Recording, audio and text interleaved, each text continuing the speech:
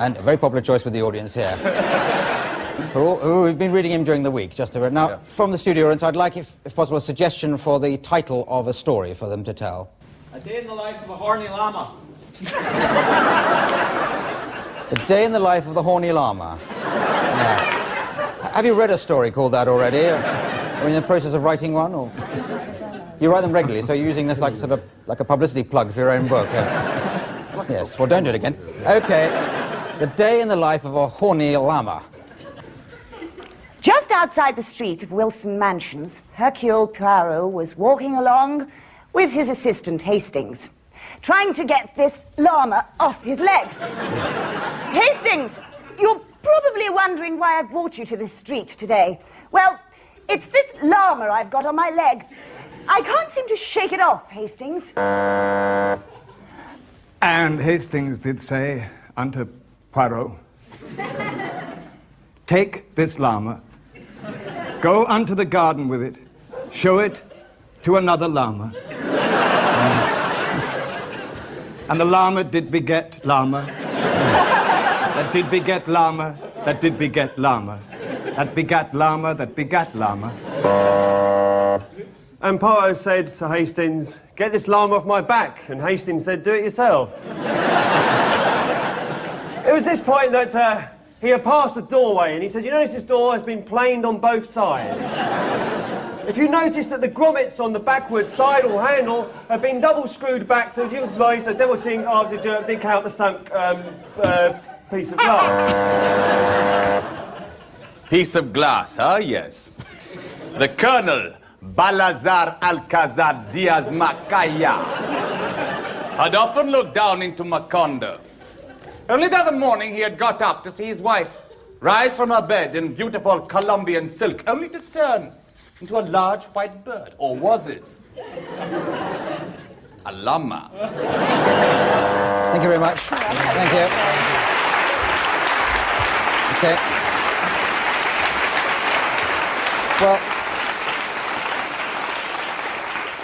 Well, I have to give some points for that round, and I can't distinguish between anybody there, so I'll give 10 points each just to get us going. Now, the next game is called Film and Theatre Styles. It's called that because the contestants are required to act things out, to improvise things, in a variety of film and theatre styles. Makes sense, doesn't it?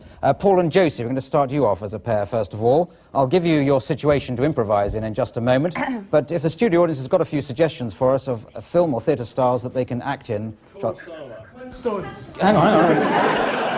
Flintstones. Flintstones, was that pantomime from over there? Or... Sorry, what was that one? Sorry, another pantomime. We've got two pantomimes we're going to do. What was the other one over there? Spaghetti Western. Spaghetti Western, yes. And... James Bond film. Oh, well, we're having James Bond films. Sorry? Disney. Great. German art film from John Sessions' friend. We'll give him that later on. Okay, so Paul and Josie, can you start off improvising like Jack and Jill? And then I'll cut in with a style when you've done a few. Jack and Jill. You've heard of Jack and Jill? Well, any Jack and Jill, really. But preferably somebody we've heard of. It's a bit boring for us, isn't it? Seems only a few years ago that we went up that hill together, Jack. And now here we are, married with 42 children. And all because I took you home to bed and put vinegar and brown paper on your sore head. Yes, not much of a contraceptive, was it? Okay. Okay, it's Spaghetti Western. I would like to go back up to the hill, Jack. Don't call me Jack, you know, I have no name. Then, who are you? Am I? Who am I? I am that man who goes at the top of the hill with a brown paper head. Pantomime. Don't I, boys and girls? He does, you know, and we know a song about brown paper, don't we, Jack? Yes, we do. While they're getting ready for the finale, why don't we put the audience into two halves and sing our brown paper song? Now, I want all the ladies to sing the brown paper song and all the men to go up to the bar and order themselves a whiskey. A German art film. Or a lager, whichever suits him.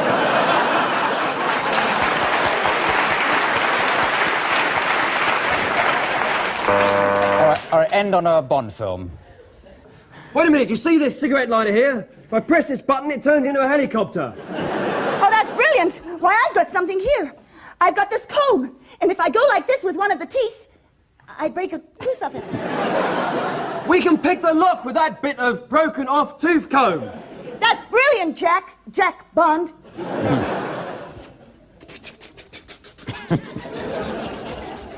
We should have got in it, don't you We think? should have done, yes. Thank you. All right.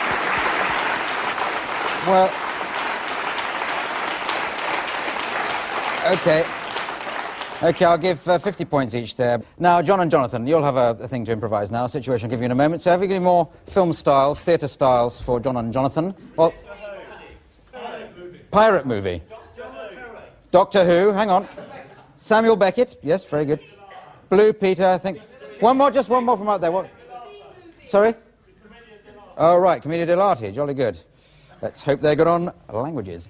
Now, okay, so let's get going. Your situation is reporting a crime. So, you're telling me that you sat there for 25 minutes and you watched him go at her with a 1938 service washing machine. Oh, yeah, it didn't seem nothing unusual to me about it, no. Really. So let me just get it straight, because you were first on the scene, were you? Yeah, well, it was... Sorry. Samuel Beckett.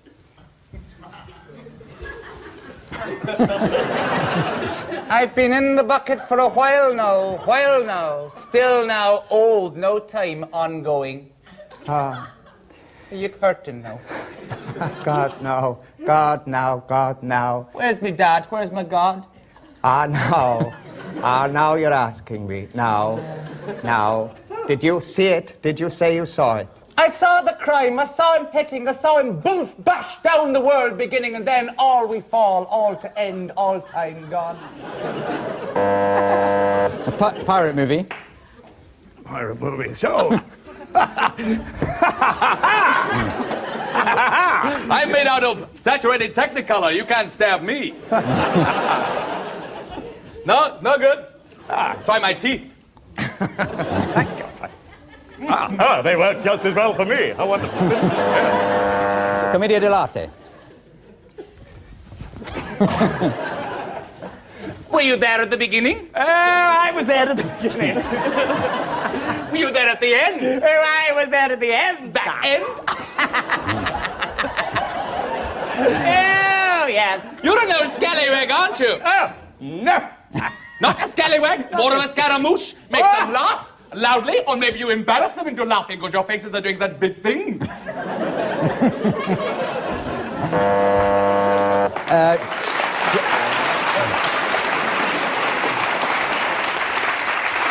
And one more to end on, as in a Le Carré. You washed up, George. You washed up in the washing machine, spinning round and round. You know what it is to go west, George? That's just your opinion. My opinion doesn't come into it. You are too late with Clydesdorf, and you're too late now.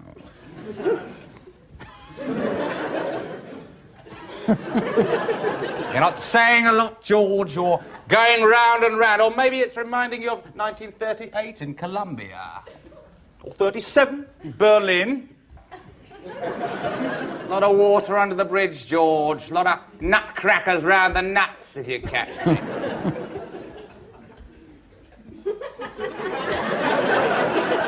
What did they do to you? Did they stop it? Stop what's happening in here? Or was it the washing machine? Thank you very much, thank you.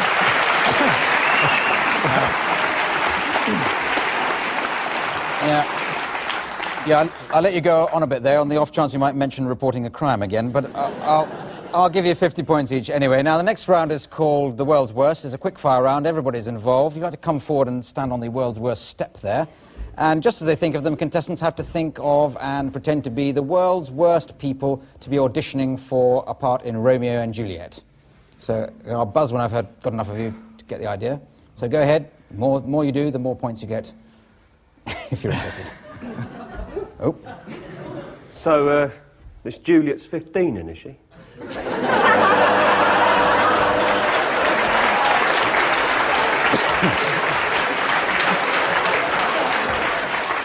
But soft! What light breaks from yonder window? I'm left looking an arsehole. She's up there in the window. She goes around in tights. I'm left standing here and there's been an eruption. Well, I mean, how old do you see Romeo as? Any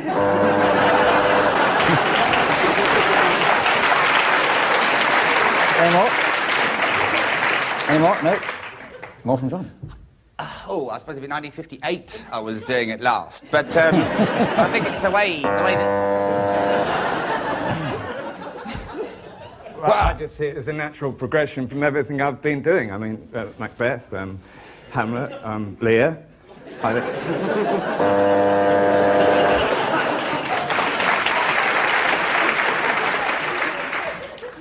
Oh, yes, I think I'd be just right for the part, actually. I mean, Shakespeare is my favourite writer.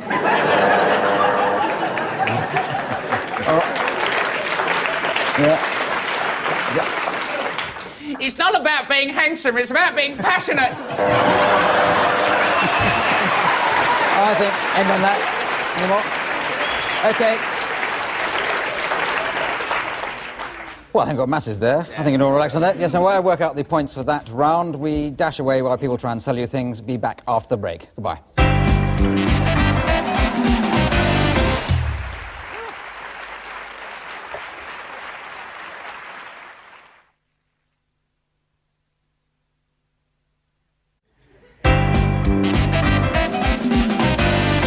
Right, okay, yes, no, right, okay. Right. All right, well, welcome back from the adverts or making the coffee, whatever you did, and I'll give 10 points to everybody in that last game. Now, the next round is called Different Games for the simple reason that in it we play different games, or I say the contestants play different games. Josie and John, your game is to be making up musical styles or singing in different styles, starting with Josie, and we're going to be using the assistance of our musician, who is Richard Vranch, also from the Comedy Store Players. Now, what we want is a household object. I'm going to get Josie and then John to sing about that household object. So, can anyone think of a household object? Sorry? Television set. You can make up a song about a television set, can't you? Now, can we have some suggestions, please, for a musical style for Josie to sing? Heavy metal. You okay on heavy metal? Have you got a mic? Yes, I have got a mic, actually. He's sitting in the front. Oh, no, he's good. Oh, sorry, Richard's getting into even Still heavy. about television? Still about a television set, and Richard's getting onto his guitar.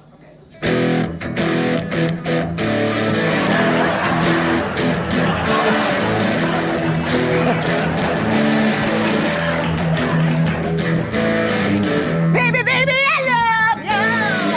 Can you hear me, son? Come and treat me like a television set. Come and twist my knob.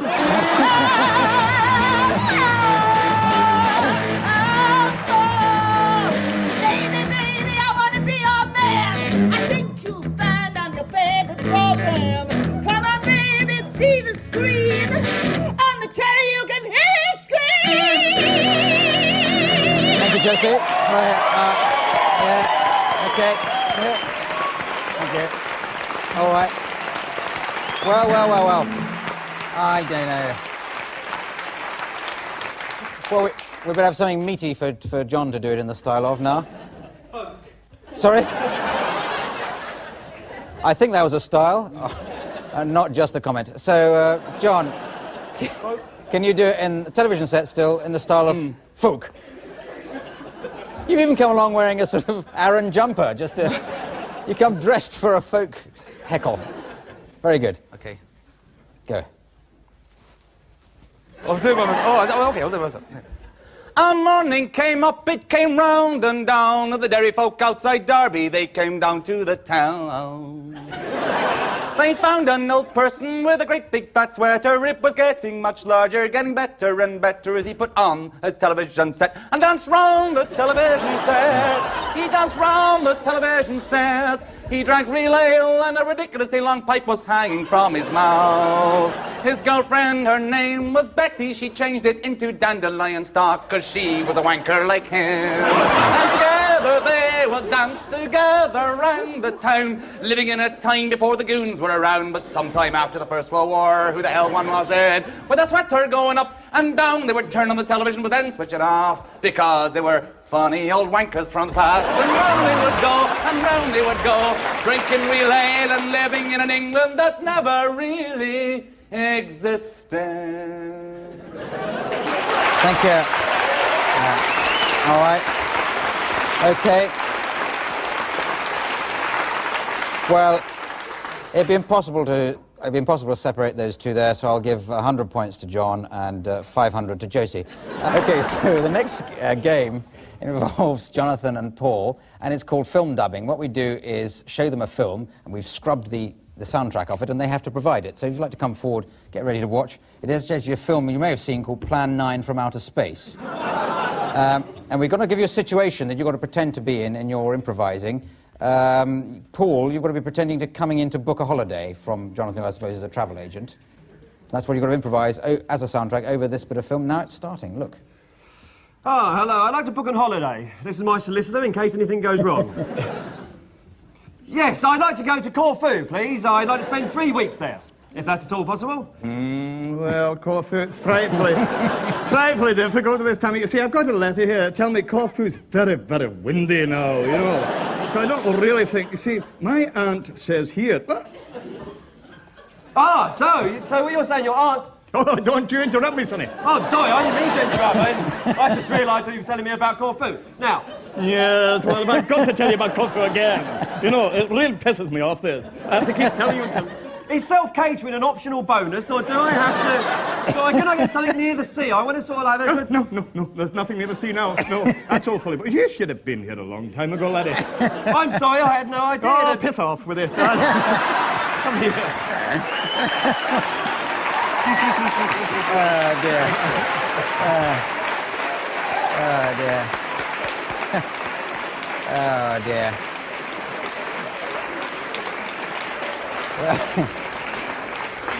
Very good. They'll never believe this isn't cheated because that's exactly what the soundtrack was. In the original, I got... Oh, 90 points each there. Now, games are called Party Quirks, which matches Paul Merton against the rest. He's actually played this on previous programmes, but he didn't manage it very well, so we give him another chance. Paul is going to be a party host. That's what he's going to be improvising. The others are going to be arriving as guests, but they've been allocated an odd physical or mental quirk. Yes, I'm pointing at your envelopes, so if you look in the envelope there. These have been provided by members of the studio audience. They've come along to suggest strange quirks. We've picked the best 3.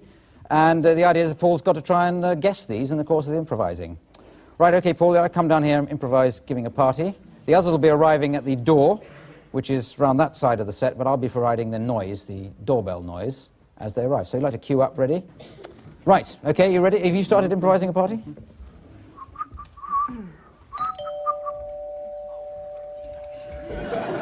Sorry, I think I've broken your doorbell. I pressed a mite too hard. That's all right, don't worry about that. Would you like some twiglets or some... I have some rosé, some white wine, some red wine? Twiglets, yes. Don't bother to unwrap them. You've got one stuck in your hair, I think. Oh, I'll just get the doorbell. Hello. Oh, fuck. All right, Paul. Repeat after me. Yes. Get out of me. Get out of me. Get out of me. Get out of me. Get out of me. Get out of me. Have a twiglet.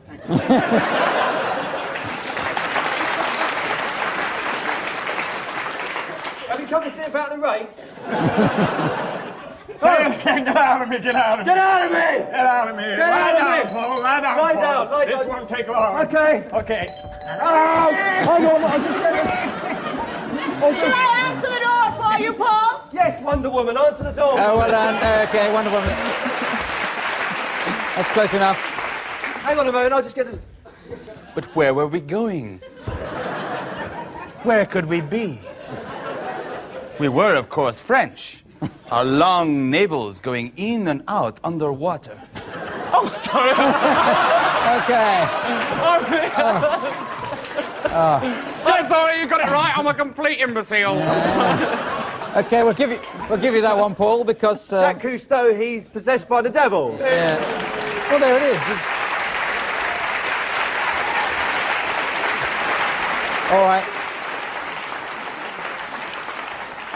Well, I think I'll give 20 points each to each of the improvisers, and maybe 15 to Paul, because I think he had to be given just a little bit of help there by having it explained to him. Yeah. No, not bad at all. So all I have to do is to tot up the points here, and I see that this week Josie Lawrence has won. So well done, Josie.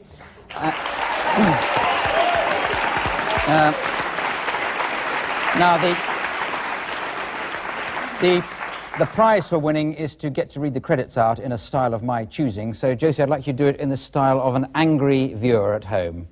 Okay, and a horse. But tonight it's given us Archie Hahn. Oh, yes.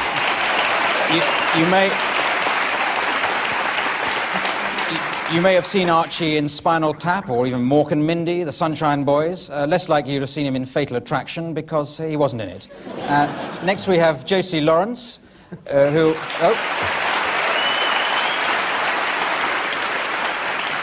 she'll need no introduction to anybody who's met her before, which will include people who've seen her in the Comedy Store Players, the famous troupe of improvisers, who have also lent us our next contestant, who is Paul Merton. He's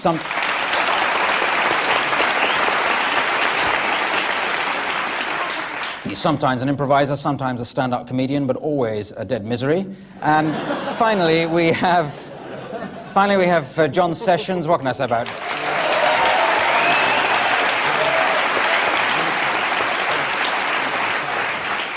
What can I say about John? Actor, academic, and regular all-round nice guy. Well, those are just a few of his ambitions, but as you know, those are the contestants. Let's get on with the game. The first game is a simple one called Authors. So if I could ask the contestants to come down into the performing position. That's it. Yes, you look very good there. Now, as I say, it's a simple game, Authors, in which each of the contestants has come along with the name of an author in mind, and in a moment I'm going to get the title of a story from somebody in the studio audience. Then I'll start off with Archie, and he'll begin to tell that story in the style of his author. And then when I buzz, we'll go on to Josie, and she'll continue the story, but in the style of her author, and so on round the contestants until the story is told, or until it's time for the next game. So the first thing I'll do is I'll find out which author you've come along with. Archie, who is your author? Stephen King. Stephen King. Let's get off a nice, frightening start.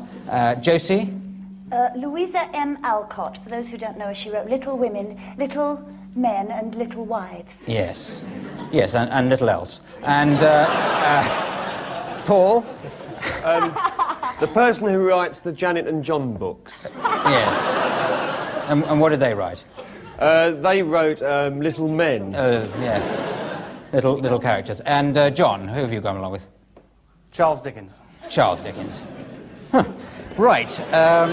Okay, well, a title for a story. Can we have something, like The Day They Invented Champagne, or Who's Afraid of Virginia Wade, something like that? Just a title for a story. Anybody will do. Through the Garden Gate. Through the Garden Gate. Excellent. Thank you, sir. Now, we'll starting off then, Archie, with you, in the style of Stephen King, Through the Garden Gate. Through the garden gates he came, again that summer. Until this point, he'd had no bouts with the dizziness. He remembered only vaguely the smell of burning rubber. Yes, that was all behind him. As he got to the cottage door, he thought to himself, I wonder if the ladies are at home. He rang the bell, and out gaily tripped Joanne. Joanne said, "Come in, and I'll fix you a meal." As they went into the living room, all the girls were sitting round, gaily embroidering different things onto different pieces of material. "Hi," they said. "Are you still getting those dizzy spells?" "Well, we'll have to do something." We'll have to do something about that, said Jack. John.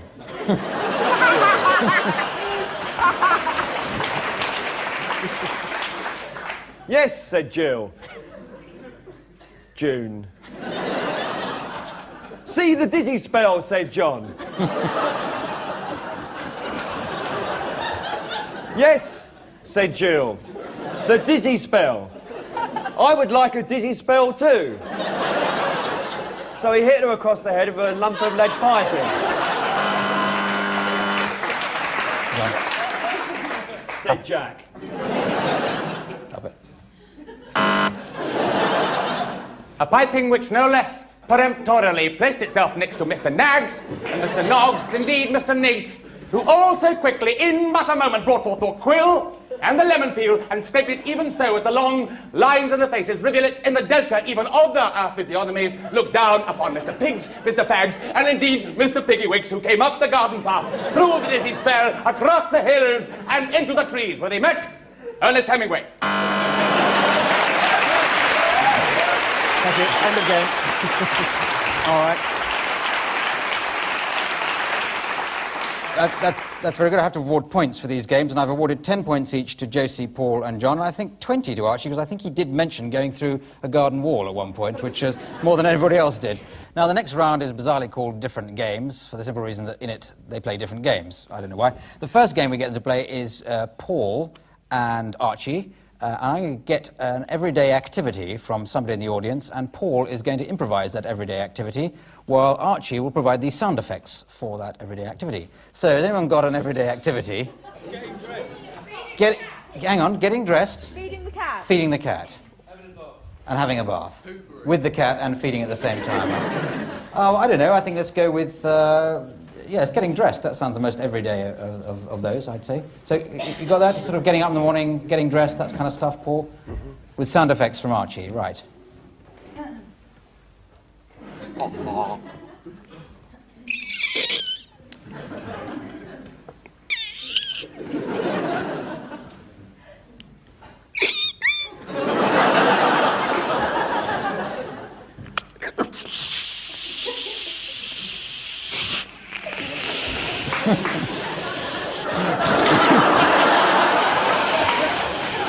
I think I'll put the radio on.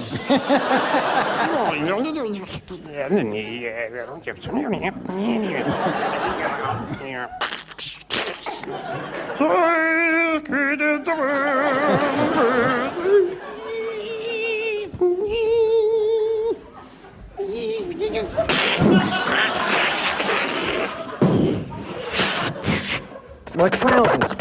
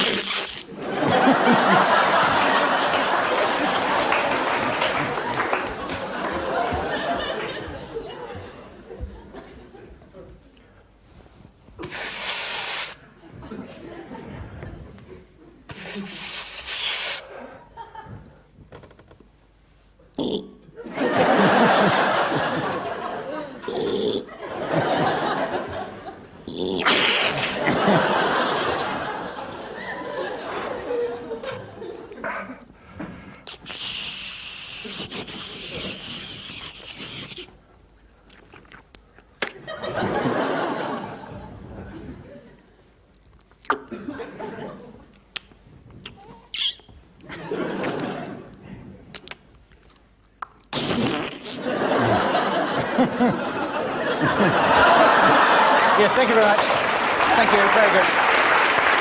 Yeah, okay. Yeah. Yes, I thought that was very good. I give 40 points to Archie there and 40 to Paul, with a bonus of 5, because he did get one item of clothing on, which is what he was required to do. Now, a slightly different game for Josie and John to play. What we're going to do is to get a household object from the studio audience, the name of one, rather than actually have one given to us. And we'll start off with Josie, and she will sing a song, make up a song on the spot about that household object in a musical style, which will also be provided by the studio audience. Then we'll switch to John. He'll sing about the same object, but in a different musical style as provided by the studio audience again. So first things first, let's have an object, an everyday... Sorry? Ajax. We can't advertise. Not with me working for Vim. What was it? What was who was that other one? Telephone. A loo bowl? Telephone. So we're hoping for an English object rather than... I'm sorry. No, sorry. It was telephone. Yes, I'm sorry. No, all right. We only want one object. A telephone is fine, yes. So Josie's going to start singing about that. But what sort of musical style could you do? So like... Hang on, so flamenco, that sounds a good one. No, it doesn't sound a good one. So, Sondheim, is that sort of more of a particular... Sound like Sondheim? Sondheim, yes, you know what that means? Can't stand it myself, but there you are. On my own in my home, nowhere to roam, just me and my telephone. What am I gonna do? When will Harry come and see me and marry me? Harry, marry me.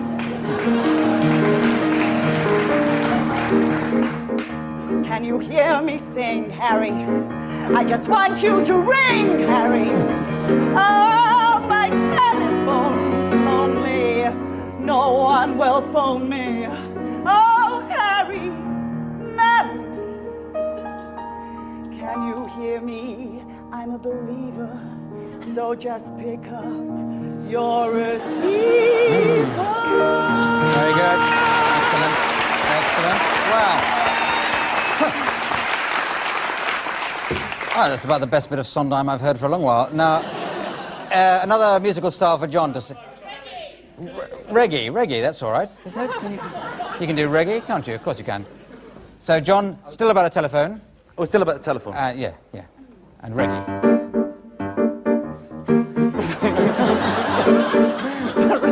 Yes. It's like reggae. Oh, he has it.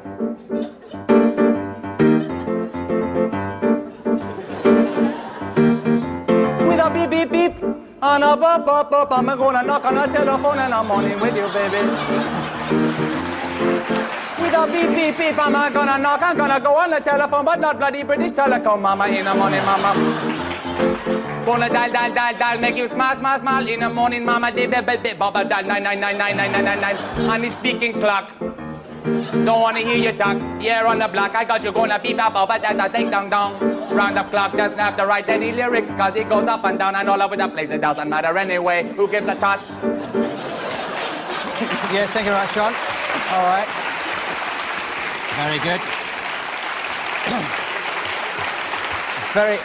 Very good one, especially that last one from John, because it mentioned telephone such a lot, which I particularly like. Now, I think I'll give 25 points to Josie and John on that one. I don't know why I'm laughing. Next round, I'm just getting hysterical. The next round is called The World's Worst, which is rather appropriate, I think, for the stage we've got in the evening. It's a free-form game, this. And what the people have to imagine, now what's my note I've got them to do? Oh yes, the idea is that ITN are looking for a new newscaster or new newsreader, and they've got to pretend to be the worst people auditioning for that task.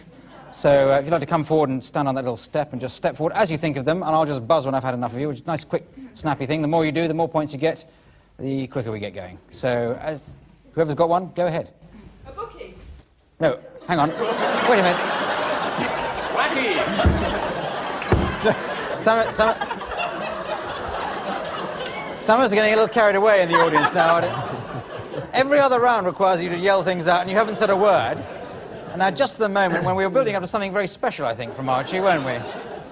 Because Americans take this sort of long drawl to get going, and... Oh, Archie, you've got one. Yes, I'm here to interview for the role of the newscaster.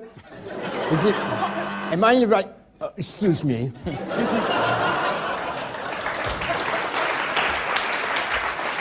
Und nun die Nachrichten!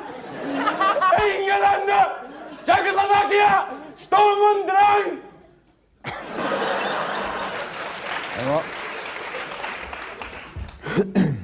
This afternoon, a school bus. Sorry. This afternoon, a bus full of school children. A bus full of school children careened off the road. 37 children were...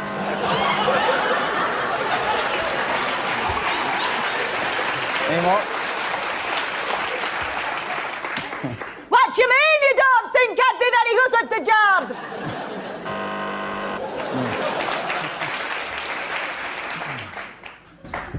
Die, underworld, die. Look, things happen. Begin phone time. Now give the others a chance, Paul, please.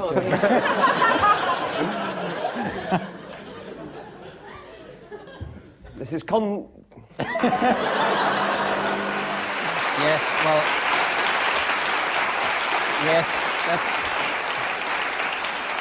that's quite enough of those. And while I work out the points for that, we'll switch now to people trying different ways of selling you things. We'll be back after the break. Bye.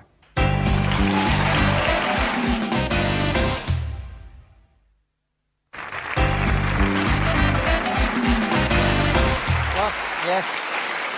Well, welcome back. I decided to give 10 points all round for that last game. And the next game is called Props. A very simple game. I'm going to give a prop to each of two sets of pairs. Josie and Archie, can you be one pair for us? And John and Paul the other. And I'm going to give an item to you. First of all, Josie and Archie, can you have that item? And you've got to think of as many different ways of using that as possible. You can go over there with it. And I'll give this other item to John and Paul. It's kind of a quick fire round, this. We go for one quick use of it from Josie and Archie, and then switch over to John and Paul and back again. As many uses as we can get out of it. It won't take too long each time. A lot of points at stake on this round, so I want a lot of effort, please. Josie and Archie, are you ready with your first thing? And go. You're going to stick this where?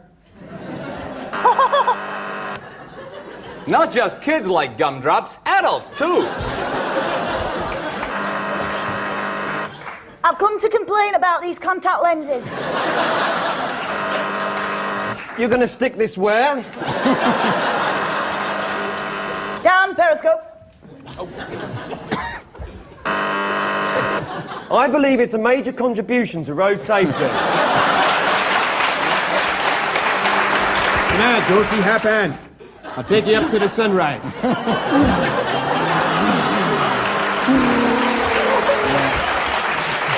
Hang on. The baby Jesus saw the sun moving through the sky. Through the sky, the baby Jesus saw the sun moving. Do you want some myrrh? I don't want none of your myrrh. I want frankincense, so I want gold. I've got bath cubes. Tonight, live on television, Archie is going to interview the world's thinnest man. Oh, hi there, Archie. I move, I stop, I turn, and...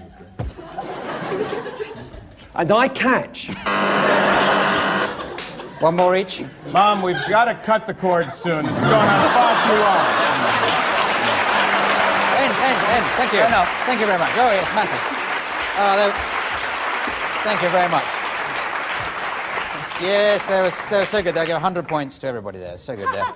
Now, Party Quirks. This is a game which really matches Paul Merton against everybody else. He's going to be playing the host of a party. Now, the others are going to be the guests at a party, but they are each going to be allocated a quirk, a strange quirk of behaviour. And we've done this by getting the members of the studio audience to suggest a few quirkish ways of behaving. The best three have been selected and been allocated via these envelopes to the various participants. Now, if they can all, once you've got your quirk, line up, ready to come in. I've got a different bell for this one. The budget's gone mad on this one.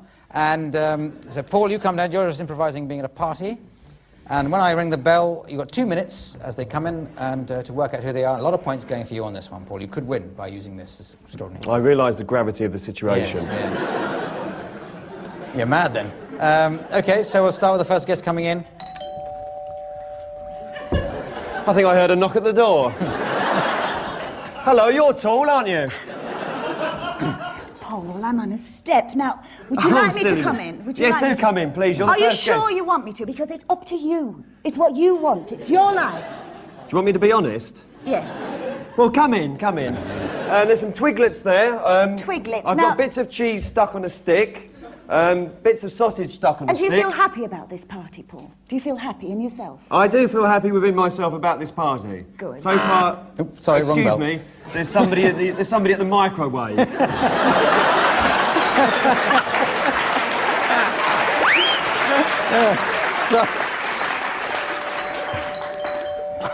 Answer the door. I'll get the door.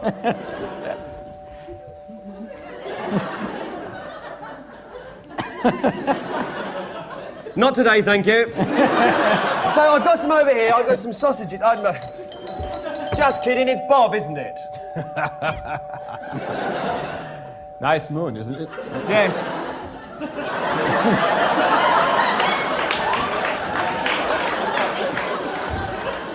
You've come to sell me double glazing, haven't you? You're close. You're very close Have on you that met one. the agony aunt over here? Oh, brilliant. So, yeah. Great one there.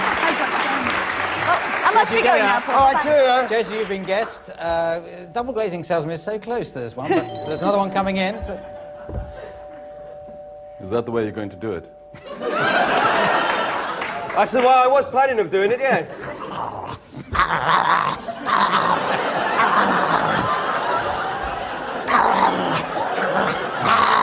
Those guinea pigs are my pets.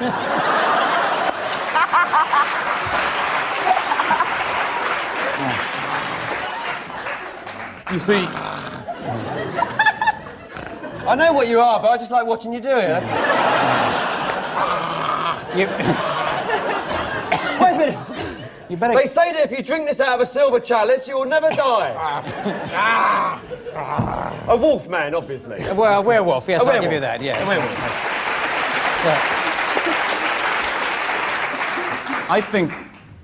I think that what you're doing...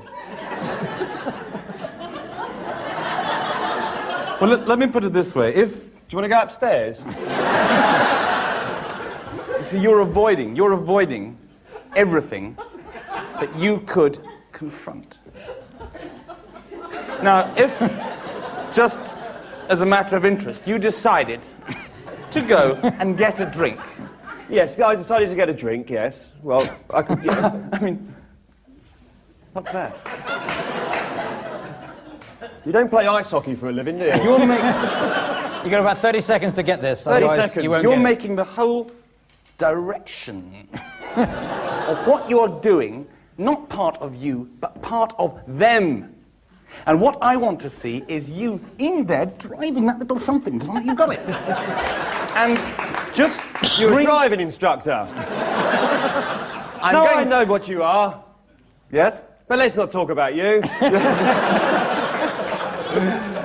You're one of the finest theatre directors we have. That's right. Brilliant. Yeah. Well, and then we have Jimmy Mulville, whose sharp comedy skill and creative performing ability he really ought to make use of sometime in his show, Who Dares Wins. And finally, we have our regular John Sessions, who only today was described in these words: a genius with a talent unmatched by any contemporary. In fact, I'm absolutely marvellous.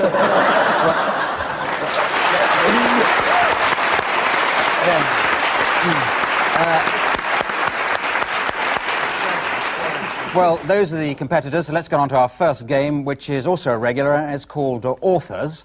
And it's called that because each of the competitors has come on with in mind the style of a favourite famous author. So if you'd like to come forward now, you competitors, and in a moment I'm going to get the title for a story to be told, a title from somebody in the studio audience, and then Archie will start off telling that story in the style of his author, and then when I buzz my buzzer, like that, we'll move on to Rory, and he'll continue the same story, picking up from the moment that Archie left it, but in the style of his author. So first of all, let's just discover which authors you're going to go for. Archie, who's your author this week? Well, I like very much to do Truman Capote. Truman Capote. But you'll do it in his voice, will you? Yes. Rory? I'm going to do Clive James. Clive James, why not? And Jimmy? Who was it? Have you read anybody ever? No, I was going to read that. Oh, yes. Dylan Thomas, I think. Dylan Thomas, yes. And John? James Joyce. James Joyce. Well, we've all read the first 2 pages of him. So, can we have a suggestion for the title of a story from some... A Day at the Seaside. Sorry? A Day at the Seaside. A Day at the Seaside. An inspired choice there. Dull, but that'll do. Now, A Day at the Seaside, therefore, is the title suggested by the gentleman in the blue shirt at the front there. So we'd like to start, Archie, in the style of Truman Capote. A Day at the Seaside was something I had looked forward to for a number of days. It started out on a tenuous note when I found the pubic hair in my toothbrush. It was obvious to me that Frank Sinatra was completely smashed, thus necessitating another 2,000-mile journey to find another beach the other side of the American coastline.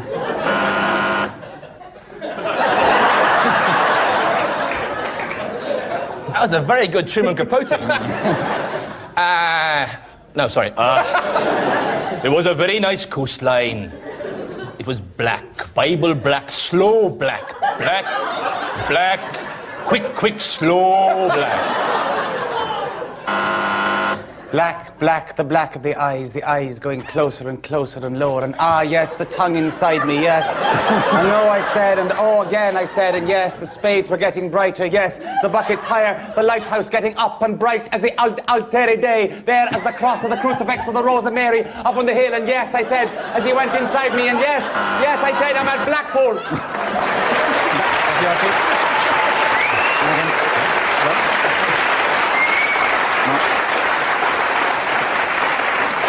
I had often had a fascination with black men, but this was the first time I'd actually experienced one. And by experiencing one, he meant something which I was only to find out by traveling another 5,000 miles to another location in another country. Another country. I'm going Pakistani. Another country. Another country. He went past the shops down the lane, past the shops which sold the pink bread, the blue bread, the black bread. It was, in fact, dye the bread. Give us a break. Dye the bread, and don't you know what, haven't I told you? Every tailing is a telling, and a beach is a beaching, and a batch is a bitching of a botch. There, I'm telling you, now, don't you tell me this, or quote me that, or bring me more a bucket of this and that and t'other. I'll put my sand in you, me Latin scholar. Up and down I will upon the sand, and there with the shells, the seashells. I score shell, and I. No, the bell stops there, stop I. Thank you very much. Thank you. And that's the end of that game.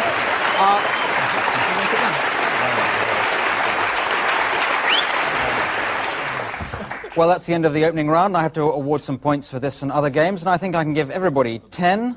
Apart from Archie, I'll have to deduct 5 from you for using pubic hair right at the beginning there.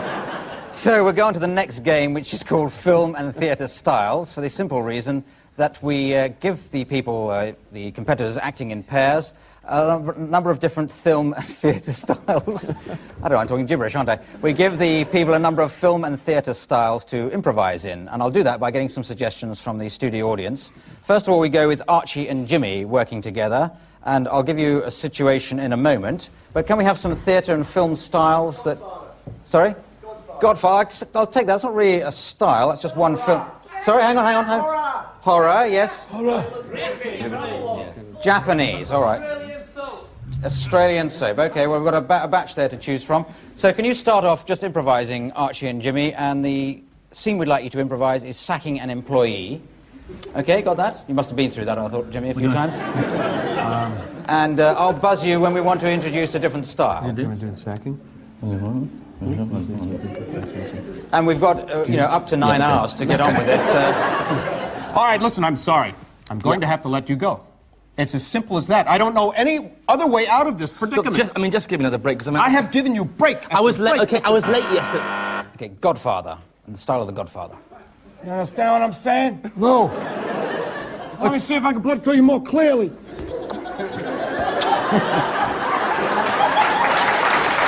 the door? Well, listen, Godfather. I've worked for you for how many years, for you and the family? 22 years. I raised you from a little baby. A what? Little baby. A little baby? Little baby. Why are you talking Chinese? Let's have Aussie soap, Australian soap. Right, mate. Yep. You're fired. Simple.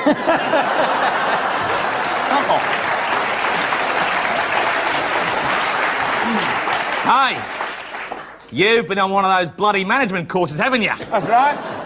Right, let's throw in on the Barbie and we'll talk about it. You're going Chinese again. All right, end on horror. Yes,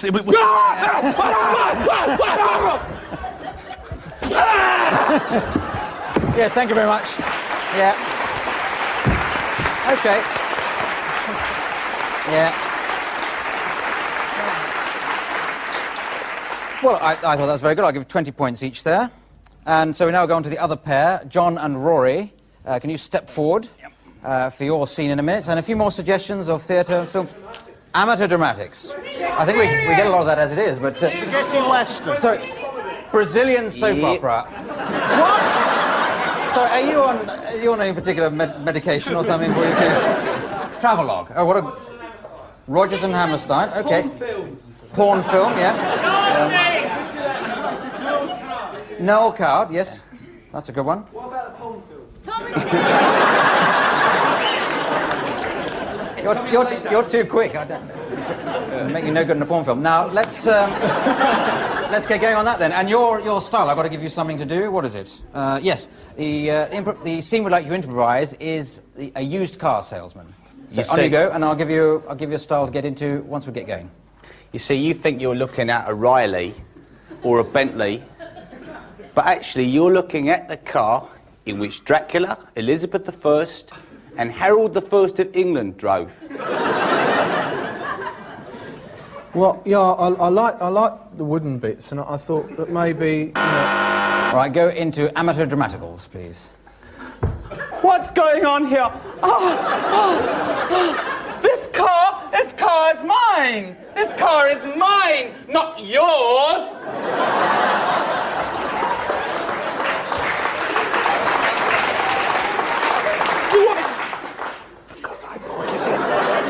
Because I bought it yesterday when you brought it in here! No, you didn't! Yes, you did! You did, you know? Yeah. As sure as I'm looking at you. Can we now go into Brazil? Can you listen to the buzz? Can we go into Brazilian soap opera? I know what it means, but... You're talking a load of rubbish.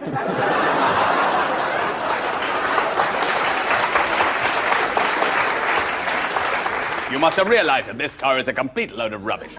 You call this modern? You're an old slow coach, that's what you are. Sorry, man. I'll take it anyway.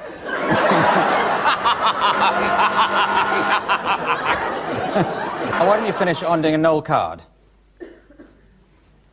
It's ridiculously, precisely, beautifully, absolutely, and appositely the motor car that you want.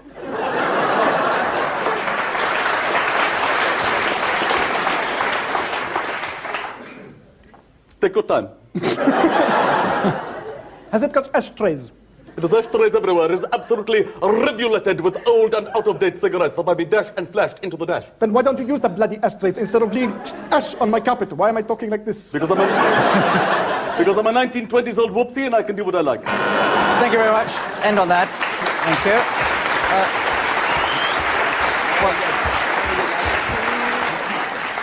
I would say 50 points each there for Rory and John. And we now go into the next game, which is called the World's Worst. And this should be a quick fire round. If you'd like to come forward and stand on the World's Worst step.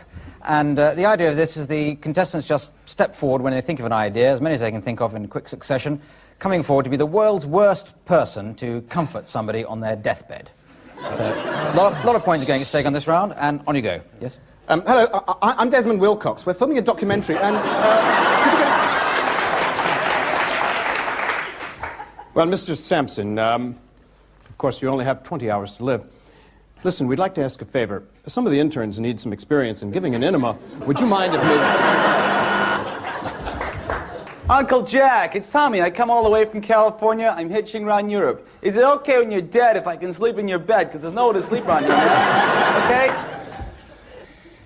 Well, look on the bright side, Terry. I mean, at least you won't have to watch England in the next bleeding World Cup, will you? Well, there's good news and there's bad news. The bad news is you only have 6 hours to live. The good news is, though, you won the Irish sweepstakes, $23 million. You ticklish? You ticklish, aren't ya? I'll bet you are. David Johnson, BBC News. How does it feel to be dying? You haven't seen Star Wars? Oh, well, Ben Kenobi arrives back on the planet and... I bet you feel stupid being a bloody atheist now, don't you, eh? That it? Any more? Right. Oh, yeah, another one. One more song before you die. I met a girl who sang in a song that had 95 verses to go.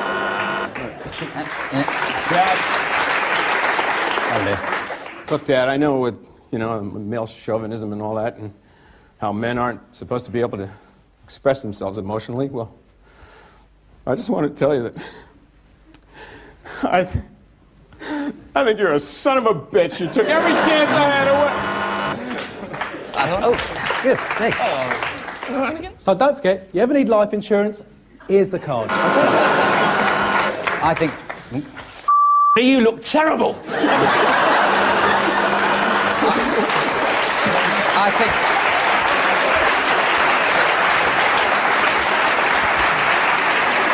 Well, I think that's a good enough note to end on for the moment. We stop improvising for now while we go away and some premeditated advertising takes place. We're back in a moment. Goodbye.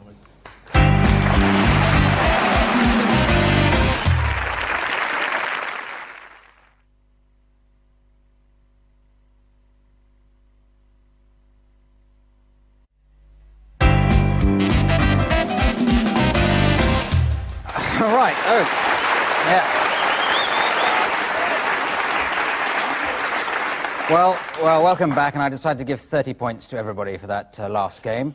Now, this next game involves some props, and again, the contestants will be acting in pairs, and the first pair will be Jimmy and Rory. Can you step forward? And I'll give you an item, which is this item, and you've got to come up with as many different ways of using that item as possible. And we'll alternate to the other pair, who are obviously John and Archie. And that's your item. Okay. And you've got the same idea. You've got to come up with as many things as you can with that item. And we'll go between the two of you, the two pairs of you, using the buzzer as before. So starting with Jimmy and Rory. Has a nice ring to it. Sorry, you leaving? No. You were coming towards me with that. So. This our camera? Hi. Okay, on you go now. I done it! I brought the Olympic torch all the way to Tokyo! It's gone out! Tokyo! Oh, shit! Sorry, that's a little racist. Woo, wow, woo. Not funny, but... Clean. Okay, hang on. Well, I went in, I said, I want one like Michael Jackson's.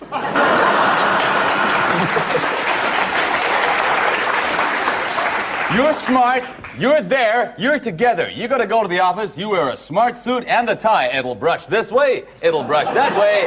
And if you take it into a club at night, you can sing like Johnny Burnett. Particularly incomprehensible. For the extrovert dunce in your life.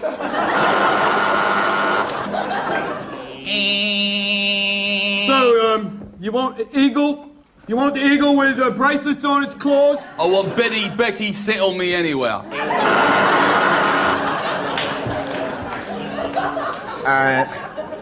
For the monoped who wants to be seen at night.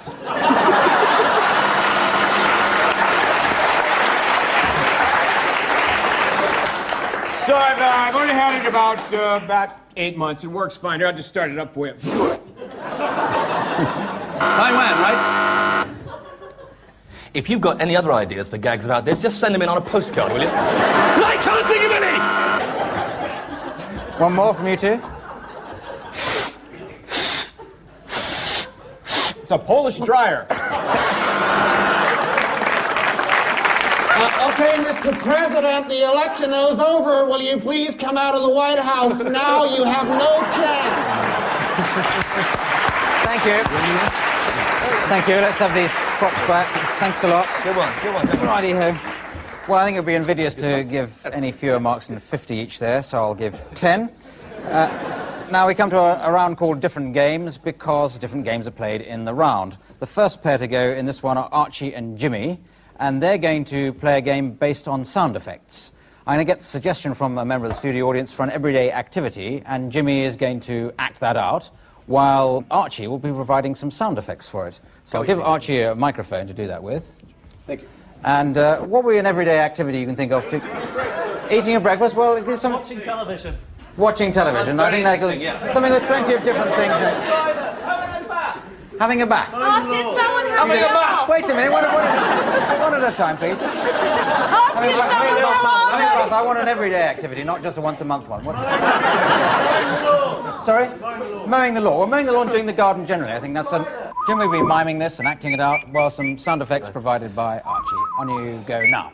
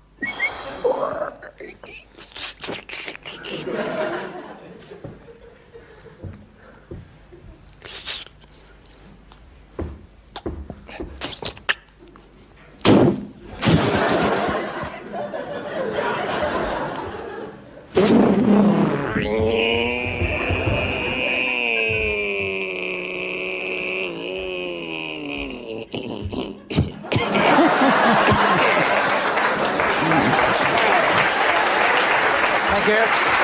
Yes, that's it, fine. Thanks a lot, yes. Hold on. All right. Okay, I reckon give 10 points to Jimmy, very, very good, I like that, and 100 points to Archie. So, Rory and, who have we got left? Rory and John, of course. Another game for you, and this game is called Couples. We're going to give you a little scene to improvise in, and then we'll get suggestions from the audience for couples who you might be playing while you're improvising the scene. Make any sense at all, does it? So the scene we'd like you to improvise is two people in a laundrette. Okay? Two people in a laundrette. And the couple we'd like to set you off with is David Attenborough and his brother Richard Attenborough. So you can sort out which is which. I can't imagine they go to the laundrette that often, least of all together. I'm not saying they've got dirty clothing or anything like that, but... It's blinking rotating, isn't it? And so... It's going to explode, we're all going to die. An example of primitive panic. A reaction which sets in many mammals and indeed some invertebrates, giving rise to the expression spineless bastard. All right, another couple that either belong together or don't belong together. Charles and Diana, okay. No, wait a minute. We change their names in the middle. Charles and Diana. You do, Charlie. Do you think Harry's having a nice time in there?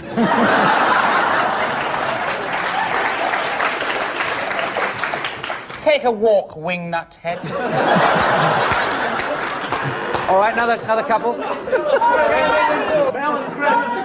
Melon Griff. Okay, Melon Griff. I've heard of Melon Griff, I think. Mel Smith Griff. Yes, Mel Smith and Griff. I have heard of him. Yeah. Ladies and gentlemen, Mel here. And Griff here. We'd like to do a show for you. Can I just point out here? Thank you, Mel. That's... I think what Mel's trying to say is that he is trying to dominate the show once again this week. All right, another couple like that. That was a very good one. Hang on. Wait a minute. No, there's a man there with designer ugly beard, and he wants to say something. Ron and Nancy. Ron and Nancy. Yes, all right. Yes, they're a couple. Everyone thinks that the skin on my face is human skin. I've actually got a condom stretched over my head. Ronnie, how many times do I have to tell you?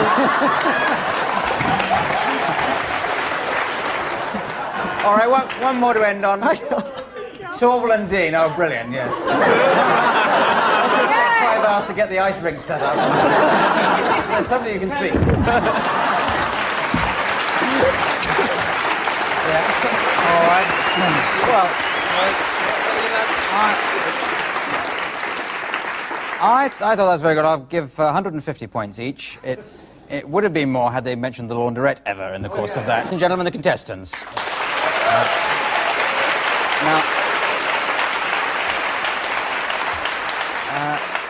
The first game is called Authors, so can I ask the contestants to come down and get into the improvising position, the lowest level there. We like to aim for that. Authors is a game where they have a little bit of preparation in the sense that each of them have chosen an author whose style they've come along with, ready to improvise in. But in a moment, I'm going to get a suggestion from somebody in the studio audience for a title for a story for them to tell. And they'll take it in turns telling it, moving on as I press this buzzer like this. So first of all, I'll just get the authors you've gone for. Tony, which author have you chosen to adopt the style of? Well, I'd like to have a crack at William Burroughs. William Burroughs? Well, why not? I'd like to have a crack at him as well. Betty Thomas. Mickey Spillane. Mickey Spillane, our firm ground there. And Paul? Barbara Cartland. Barbara Cartland, yes. Yes, one of my favourites. And John? Anthony Burgess. Anthony Burgess, right. OK, so now we need a suggestion for a title for the story. Has someone got a really good one they've come along with? Jack and the Beanstalk. Well, that'll be very topical around about October when this show goes out. Jack and the Beanstalk, OK. Can you manage that? Starting off, Tony, starting with your author, go. Jack was a junkie, eyes oozing pus at the top of the beanstalk, eyes strangulated like swollen tongues. Well, the beanstalk wasn't saying too much neither. Get off your Mustang, Sally. Who do you think you are? I'm talking junk. I'm talking drugs at the top. His nipples firm to the kiss of the shower. The twin downy hemispheric globes of his buttocks slid down the beanstalk. He needed another fix on sewage canal.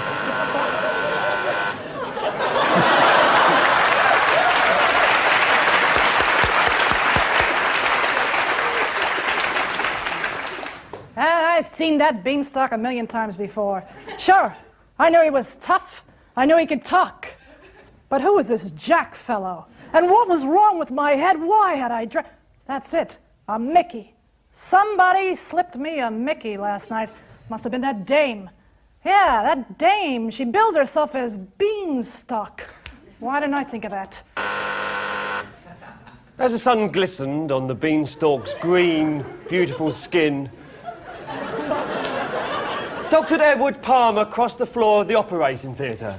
He had in one hand a diseased kidney, and in the other a bouquet of flowers. Jack walked into the room, and Dr. Palmer turned and said, One of these beans that one is talking of is, of course, a bean going back to bean talking, or as a bean. And what might be interesting, it is Jack, John, Giacomo, Johannes, and I, of course, was born, Jack, on a bean, and a bean talks as indeed a bean can talk, even as we have been into the past tense. And this is very interesting if you like to go up your own fundament, as I do. Right again. Thank you.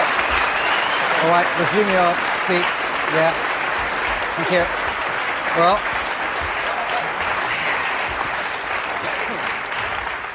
Well, I have to award points for these games, and I'll give 50 points to everybody there, apart from to John Sessions, and I'll give him 25 for going on such a lot. But this is fair enough. Now, the next game is called Film and Theatre Styles. We'll need the studio audience's assistance again on this one, because they'll have to give us a selection of film and theatre styles in which the contestants will be improvising, be dividing into pairs. So, first of all, Paul and Tony, can you come forward? I'm going to give you a situation to improvise in. And then I'll cut in with the variety of different styles that the audience suggests to us. I'll just make a list of them, first of all. So, have you got a favourite theatre or film style that you like? Sorry? Mine. Well, that's... Greek tragedy. Greek tragedy. Hollywood epic. Hollywood epic. Soap operas. Restoration. Yeah, hang on, no, wait. I'll go with musical, I think. We've had Restoration before, and... Yeah, sorry. Wait. We've got enough now. Save them up for the next pairing, else we'll never get through this particular round. So, your situation I've got to give you is a homeowner speaking to his builder. So you can divide up who you want to be, homeowner and builder. Either you've got a home, or probably you are a builder. I've got a complaint. What about the plumbing or the brickwork? Which? The plumbing, the brickwork, the floorboards, the lack of them, no roof, no walls. In fact, it's just a building site with a piece of card with your house written on it. Going to Greek tragedy. The problem is the builder has just been murdered off stage. Not Stavros, surely. No, Aeschylus with a knife dripping in the Mediterranean sun. He plastered his bricks and died. That's rather unlucky in Peckham, isn't it? Okay, going to Hollywood epic. But the Peckham I speak of course, is not the Peckham of South London. The Peckham I speak of is the Peckham of my family, My forefathers. No more, Claudius. You speak of Hubens and pipes of which you know nothing.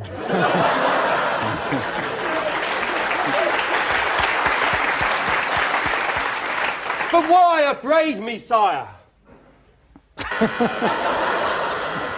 Musical. You know? I bet this reminds you of a song, doesn't it? All right, finish on the soap opera. Your plumber's dead. He was murdered by the spirit of your dead father. And I'm expecting his baby. Thank you. Thank you very much. All right.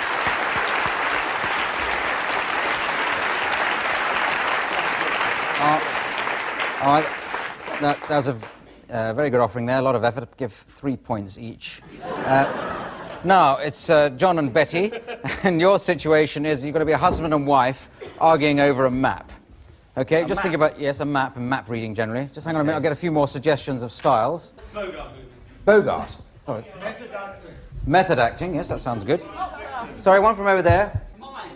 Mime. Oh, we had mime before. Healing comedy. No, Ealing comedy, sorry.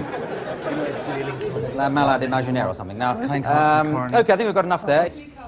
No, we've got masses now. What an enthusiastic audience we've got tonight. We've sat here 3 weeks and got 2 suggestions, and you've all been saving them up, haven't you? Okay, so can you start off with your map? Do you have maps in America? Yes, of course you do. What are you doing, honey?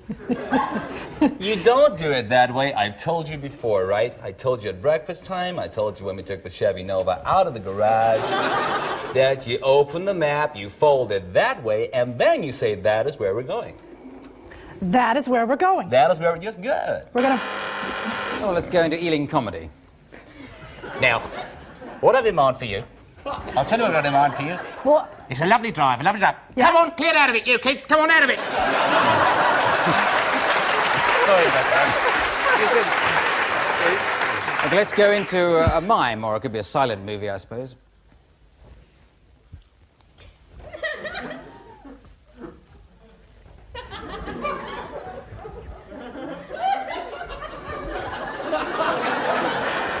Okay. Yeah, plenty of miming and laughter there as well. Let's invite us dancing. Let's go into some method acting. Don't tell me I can't! Don't tell you what, huh? You're full of it, huh? I am full of it. You're full of it. Yeah, you give me pain. I want pain here. And you know, because you married my father. Oh, God.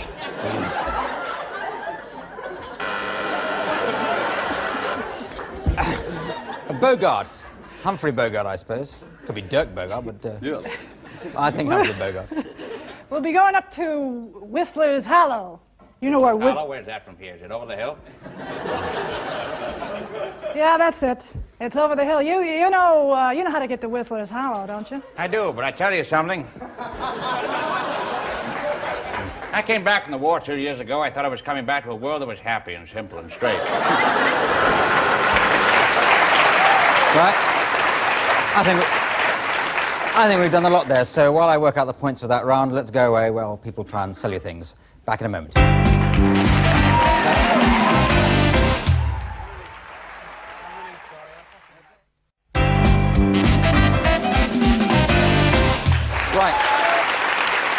Right, thank you.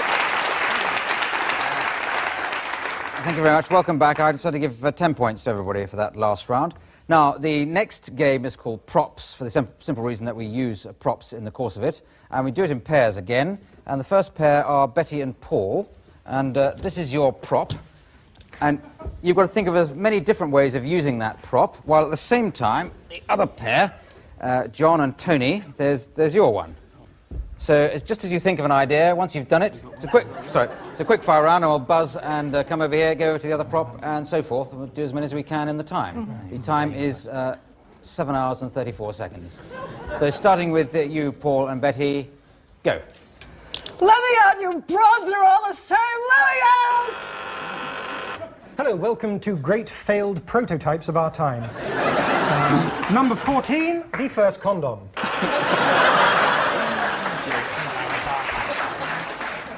Madam, would you mind just backing your Rolls Royce? Just back.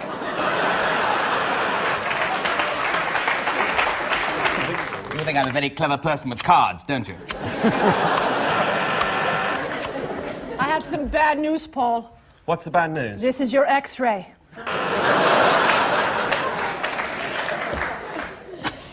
I hear from my Lord of Leicester, sir. Your head will be on the block shortly. I don't know about you, but with my curly hair, this works fabulous. It just gets You did say you were a qualified cosmetic surgeon. Thank you very much. Thank you.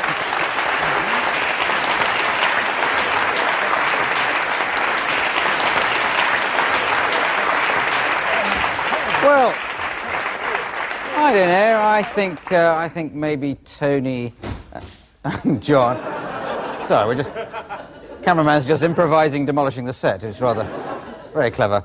Oh, well, I'll give 10 points everywhere there and 5 away from Martin, the cameraman. Try and edit that out.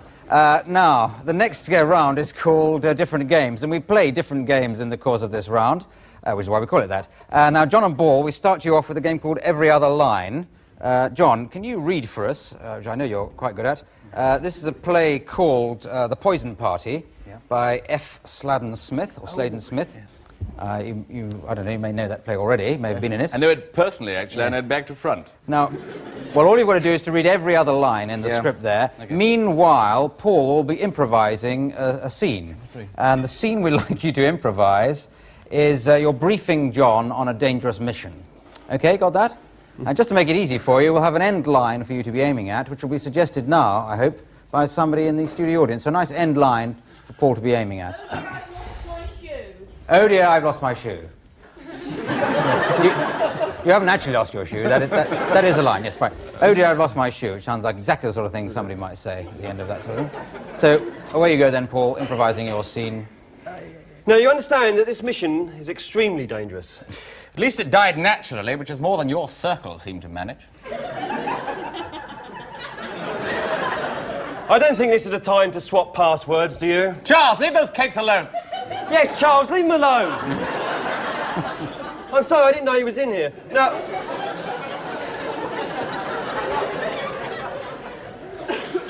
You've got to go to Nepal. All the more reason why I should come and give you a surprise, darling. I am lucky it was going to be Bangkok, but... Look, there's a parcel. This parcel here contains very secret documents. You must read them, digest them, and then swallow them. Why this pathetic touch? I mean, what's in the wind? It's probably Charles again, I've no idea. Oh, Her Majesty is a little tired with affairs of state. Indeed, she is, yes. That's why she's given me this job to do. I'm tired and also hungry, and as for thoughts, that's nothing. Like food for the dumps.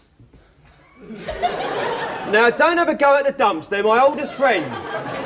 You're exactly like your poor father. My father, he went mad, didn't he? I've done that line. It's nearly 5. You must go to the Garden of the Winged Cupid and carry out your mission.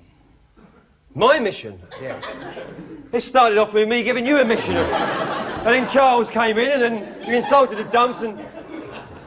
Oh dear, I've lost my shoe. Oh, brilliant. Brilliant. Yes, thank you very much. Thank you. Yeah.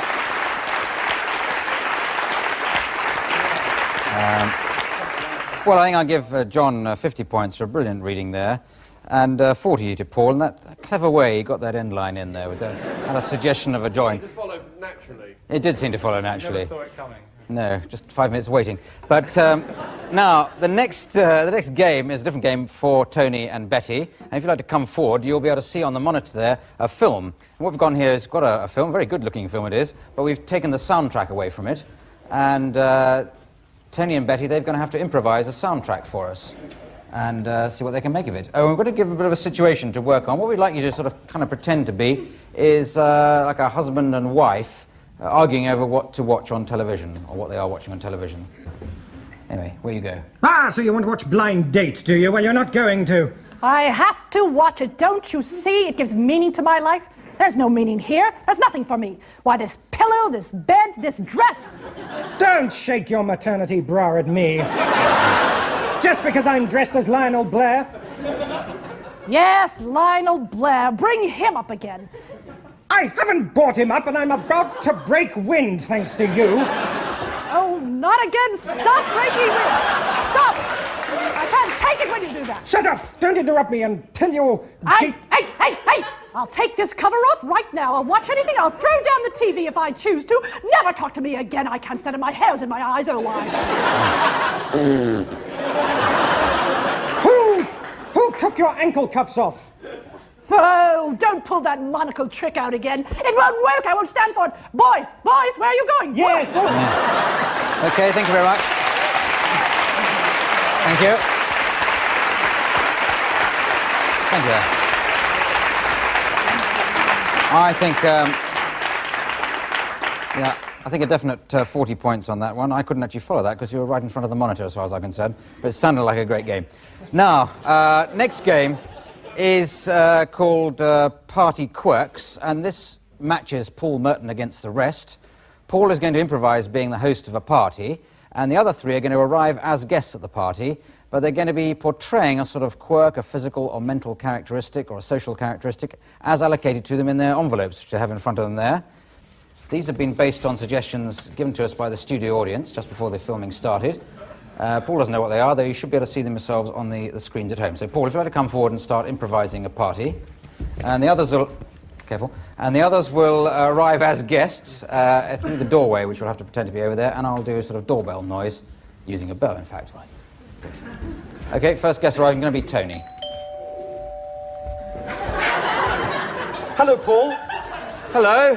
Whatever you do, don't be alarmed by the long metal pole attached to my back.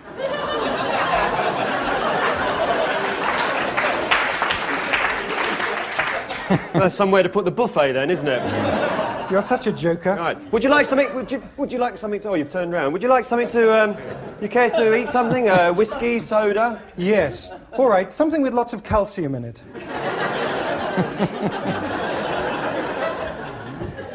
Well, can I interest you in this here? This is a charming, impertinent little wine. Right. Yes. Shattered knickers this morning. I'll hold that. You answer the door. All right, I will do. Yes, because I'm expecting a lot of people. Hello, Paul. Hello. How are you, darling? I'm all right. How are you? So nice to be here. Exactly why are you throwing this party? Well, it's just sort of a housewarming party, really, you know. A housewarming party? Really? Was the house cold? No, it's just that I felt as if it needed a little bit of human sort of, get it all going. I see. I prefer animals myself. I like David Attenborough programs about invertebrates.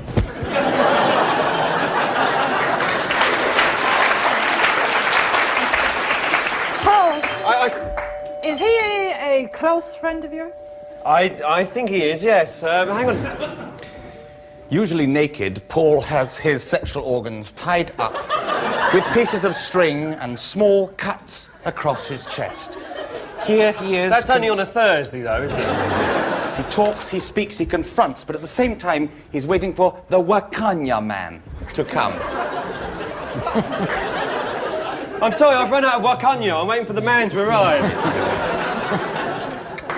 Paul, I'm going to interrupt you Yes, here. do. I feel totally at home. I'm going to be terribly free and easy. I wonder if you could remove the metal pole from my back. Right, I will, yes. As he did so, the tribe moved round to the other side, and there was the perfect Yanya man, there bent in the shape of the old anthropological. We filmed him for hours on end. The poor, benighted brave bent forward, while the mad Wakaki woman on the other side looked on. I'm here in Paul's house. There's a mad scene going on here. There's toxic waste, there's organic food, and Paul has two of the strangest friends I've ever seen in my life. Well, you've met the David Attenborough here. Yeah, well, that's not bad. And this is a bloke who used to have a pole in his back. Why? 2 seconds. Why? I don't know why. Oh, I know. Oh, come on, Paul. How did you vote? Time up, Paul. I'm sorry. That's. I'm just trying to get it today. It's weak. What was it? I have no spine. It's very difficult. Very difficult. You were so close there, Paul, because John was playing an intrepid explorer, so David Attenborough's not bad on that. Betty was an investigative journalist. She couldn't have made it much clearer. Towards the end. Yes, when she had the notebook out, she was taking it down and saying, I am a journalist, look at my press card. And Tony was playing somebody who had no spine. Which... What a fool I've been. So... That's why he had the pole sticking out of his back. You had the pole round the wrong way, I think, in your imagination, but, well, you got 1.5, so I'll give you 1.5 points, I think, and 20 points to everybody else. And that was, in fact, the last game, and I'll just total up the scores there, and I see that, well, for the first time ever, John Sessions has won this week, so well done, John.